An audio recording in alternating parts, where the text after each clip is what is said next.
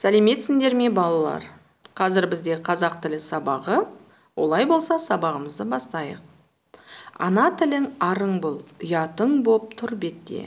Өзге тілдің бәрін біл, өз тіліңді құрметте. Бүгінгі сабақта мына ережелерді естен шығармайық. Сабақта бір-бірімізді сыйлаймыз, тыңдаймыз. Уақытты үнемдейміз. Нақты дәл жауап береміз. Сабақта өзіміздің шапшаңдығымызды, тапқырлығымызды көрсетеміз. Сабаққа белсене қатысып, жақсы баға аламыз. Олай болса, балалар, бүгінгі сабағымыздың тақырыбы негізгі және туынды етістік. Оқу мақсаттары: негізгі туынды етістікті анықтау, өз бетінше мәтіннің тақырыбын және мұғалімнің көмегімен негізгі ойды анықтау.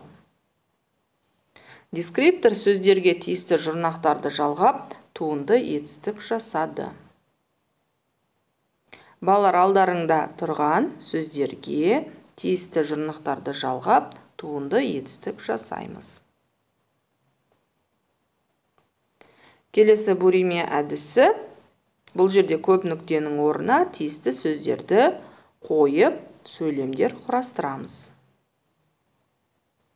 Дескриптор сөздерді мағынасына қарай тапты, өлеңді мәнерлеп оқыды.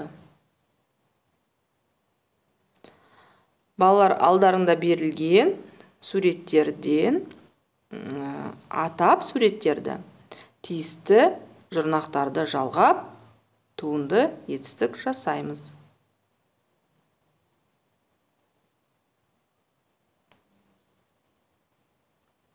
Кері байланыс. Балалар, сендерге сабақ ұнады ма жалпы? Егер саған сабақ ұнаса және тапсырманың барлығын сәтті орындаған болсаң, желкенді жасыл түске боя. Егер сен сабақта белгілі бір қиындықты кездестірген болсаң, желкенді сары түске боя. Егер саған сабақ барысында тапсырмаларды орындау қиын болып, мұғалімнің көмегі қажет болса, желкенді қызыл түске боя. Олай болса, балалар, бүгінгі сабағымыз аяқталды. Келесі кездескенше сау болыңдар.